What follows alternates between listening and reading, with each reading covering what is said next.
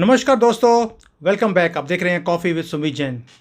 दोस्तों, आपको मालूम है कि हमारा जो चंद्रयान 3 था वो गया ऊपर, रोवर चला गया। रोवर ने पूरा 100 मीटर उसने चक्कर भी लगा लिया, अपने टेस्ट कर लिए।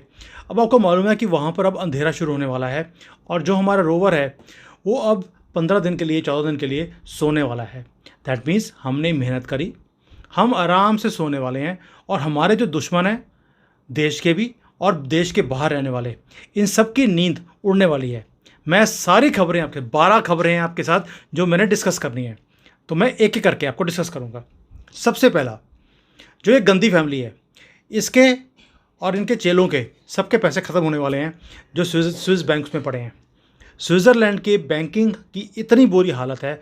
आपको मालूम है कि अभी रिसेंटली जो इनका क्रेडिट स्विस था उसको बेचना पड़ा गवर्नमेंट को। इतना बड़ा बैंक होते हुए भी उसको यूबीएस ने ले लिया। और अब जो वहाँ पे इकोनॉमिस्ट हैं वो बोल रहे हैं कि यूबीएस जो है इतना बड़ा हो चुका है कि अगर ये फेल हो गया तो समझ लीजिए कि स्विट्ज़रलैंड फेल हो जाएगा।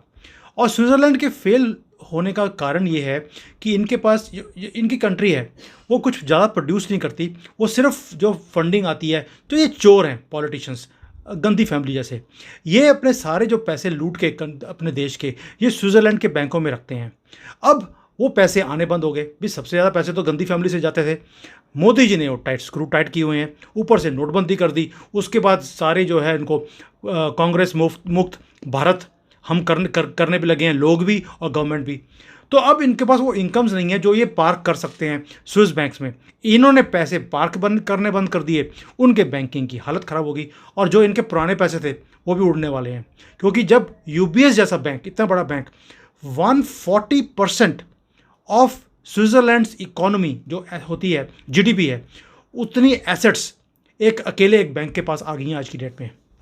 आप सोच के देखिए, अगर ये फेल हो गया, जो छोटे छोटे प्राइवेट बैंक्स हैं जहाँ पर लोग जाकर पैक अपने पैसों को, ये चोरी की कमाई जो ये वहाँ पे जाके पार्क करते हैं, ये सारे उड़ने वाले हैं और इनकी नींद अब उड़ने वाली है।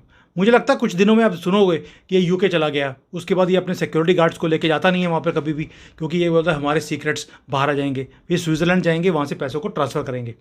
ये अब इनके भागने के दिन आ गए हैं। तो ये तो खबर थी उनकी, स्विट्ज़रलैंड की। और ये चोर फैमिली कैसे अब इनको तिलमिलाहट हो रही होगी, इनकी नींदें उड़ रही होंगी। दूसरी तरफ जो हमारा आरबीआई का जो गवर्नर था mister Das, he has been rated as one of the best governors in the world. आपने सुना होगा A+। कहाँ तो स्विट्ज़रलैंड जैसी कंपनी जो अपने आप को एक एक डेवलप्ड कंट्री बोलते हैं, उनकी बैंकिंग की हालत ये है, और कहाँ हमारा जो गवर्नर है उसे टॉप रैंकिंग मिलती है।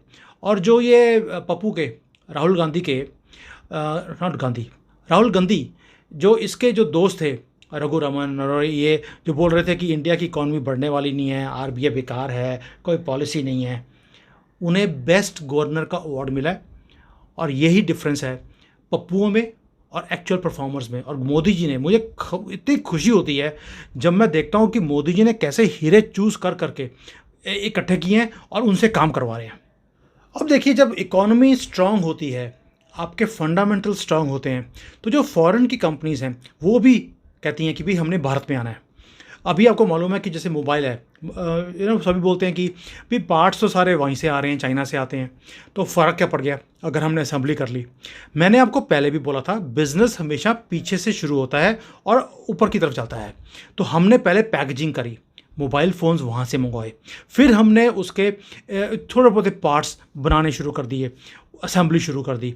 अब हम जो इवन जो ग्लास है ऊपर, वो अभी जापान से, कोरिया से इंपोर्ट होता है, चाइना से भी इंपोर्ट होता है। मेरी भी एक कंपनी है जहाँ पे मैं कंसल्टिंग करता हूँ, वो पैकेजिंग भी करते हैं, प्लस ये ग्लास का काम, जो ग्लास बनाने वाली फैक्ट्रीज़ हैं उसको जो केमिकल्स लगते हैं वो उसके पाउडर उसको सप्लाई किया जाता है। तो अब ये ग्लास मैन्युफैक्चरिंग भारत में शुरू होगी, उसका जॉइंट वेंचर हो गया है, 2 कंपनीज़ हैं हमारी। और अब जैसे जैसे ग्लास, ये बहुत टेक्निकल जॉब है जो ये करने वाले हैं।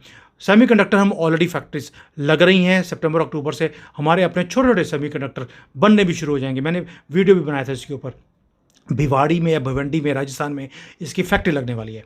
तो अब एक एक करके इकोसिस्टम यहाँ पे आता जा रहा है। नेक्स्ट ईयर तक अब देखोगे कि पूरा का पूरा mobile, including motherboard, semiconductors, glass, covers, everything Bharat में बनेगा और वो ट्रूली मेड इन भारत होगा। यही होता है जब आपकी बैंकिंग सिस्टम ठीक हो, गवर्नमेंट स्ट्रांग हो, पॉजिटिव गवर्नमेंट हो, तो दुनिया भी आपके ऊपर ट्रस्ट करती है। मैंने कल भी वीडियो बनाया था कि दुनिया भारत को और मोदी जी को ट्रस्ट करती है और इसलिए सारी कंपनीज यहाँ पर आने को तैयार है। अब दोस्तों, जब इकोनॉमी स्ट्रांग होगी तो आपके पास पैसा आता है, पैसा आता है तो आप डेवलपमेंट के ऊपर काम लग उसके ऊपर पैसा लगाते हो। जैसे अब हमने देखा कि चंद्रयान 3 गया, अपना सक्सेस हो गया, पैसे थे पीछे। अभी हमने आदित्य L1 निकाला है, हम सूरज, चांद वहाँ तक पहुँच रहे हैं और यही स्ट्रेंथ है जिसके कारण अब हमने इवन जो हमारा गगनयान है वो भी हमारा तैयार हो गया है। नेक्स्ट ईयर उम्मीद है, मैंने पहले बोला था कि नेक्स्ट ईयर उम्मीद है कि मई से पहले पहले जब हमारे इलेक्शंस हैं उससे पहले हो सकता है first man from Bharat in our rocket goes to space. उसके ऊपर उसका जो इंजन है उसको हमने टेस्ट कर लिया, उसको टेस्ट फायर कर दिया गया है, कल सक्सेस हो गया है। हमारा गगनयान तैयार है अपना एस्ट्रोनॉट लेकर ऊपर जाने के लिए और ये कभी भी हो सकता है। वी हैव जो मेजर होती है इसकी ये टेस्टिंग कि क्या इतना बड़ा रॉकेट ऊपर पहुंच सकता है। Yes, it can take our astronaut. तो उसकी तैयारी भी हो गई है और ये सब इसलिए है बिकॉज फंडामेंटल्स कंट्री के अब स्ट्रांग है, हमारे पास पैसा है कि हम चीज़ों को कर सकते हैं। और दोस्तों, मैंने आपको पहले बोला था कि हमारे दुश्मनों की नींद उड़ने वाली है। इकोनॉमिकली हम स्ट्रांग होते जा रहे हैं, स्पेस के अंदर हमने अपना नाम, अपना झंडा गाड़ दिया है। अब तो कुछ लोग ऐसे हैं वो चांद भी देखेंगे तो उनको शर्म आएगी क्योंकि झंडा हमारा दिखेगा उनको। और ऊपर से पॉइंट कौन सा है? शिव शक्ति पॉइंट। अब यही शक्ति है जो हम अपनी मिलिट्री के अंदर भी दिखा रहे हैं। आपको मालूम है हमारा एक INS विक्रांत है, एक वो जो एयरक्राफ्ट कैरियर, भारत एक और एयरक्राफ्ट कैरियर का ऑर्डर देने वाला है सेम एज INS विक्रांत। इसलिए बोलता हूँ कि हमारी जो शक्ति है ये शिव शक्ति ऊपर नहीं है, नीचे भी है और ये उसका रिजल्ट दिख रहा है। और उसके साथ साथ हमने एक और काम कर दिया, महेंद्रगिरी करके एक हमारी वॉरशिप है जो हमने कल लॉन्च कर दी। आपको मालूम है कि हमने 7 शिप्स का ऑर्डर दिया था जो हमारी नेवी है, क्योंकि हम नेवी को इतना स्ट्रांग कर रहे हैं क्योंकि हमें मालूम है हमारा दुश्मन कहाँ पे जाकर ज़्यादा उसको मात दे सकते हैं हम लोग, वो है उसके चोक पॉइंट्स को हमने क्लोज करना है और इसके लिए हमारी नेवी को स्ट्रांग होना ज़रूरी था। हमने 7 शिप्स का ऑर्डर दिया था, वॉरशिप्स हैं ये, विद सेंसर्स, विद हाईटेक, इसमें वो वॉर के सारी इक्विपमेंट्स हैं। और 7वीं जो उसकी शिप थी वो भी कल हमारे जो वाइस प्रेसिडेंट हैं उनकी और उनकी वाइफ ने कल लॉन्च कर दिए, कल उसको भी सेल आउट कर दिया है। अब पूरे जो ये इंडियन ओशन है उसमें हमारा झंडा फहराएगा और दहाड़ेगा भी। ये मोदी जी हैं, ये दहाड़ के बिना काम करते नहीं है और इसलिए हमारे दुश्मन की नींद दिन पर दिन उड़ती जा रही है और इतनी उड़ गई है कि शायद G20 में वो आई भी नहीं। अब वॉरशिप्स बन गई, उसके बाद एक और काम कर दिया, हमने एक बेस बनाया था मॉरिशस में, मिलिट्री बेस में हमने वहाँ पे पोर्ट बनाया, हमारे जो शिप्स हैं वहाँ पे जाके रुक सकती हैं। हमने एयर स्ट्रिप भी बना दी वहाँ पर, आप फोटो में देख सकते हैं।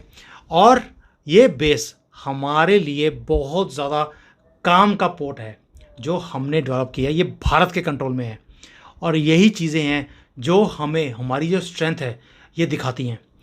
ये स्ट्रेंथ सिर्फ ये नहीं है कि हमने मॉरिशस में पोर्ट बनाया है, अब हमने ये सारा पार्ट ऑफ BRI, जैसे चाइना का BRI है, हमने भी कनेक्टिविटी पूरी शुरू कर दी है।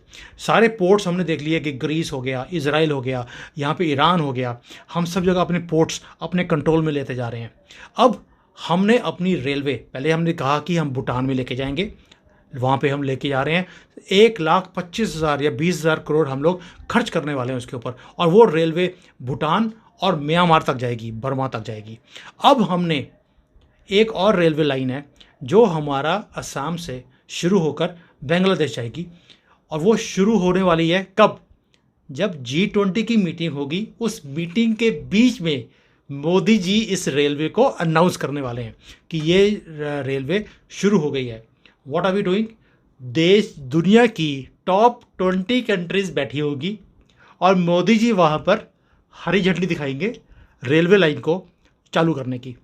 क्या मैसेज जाता है सारे वर्ल्ड को?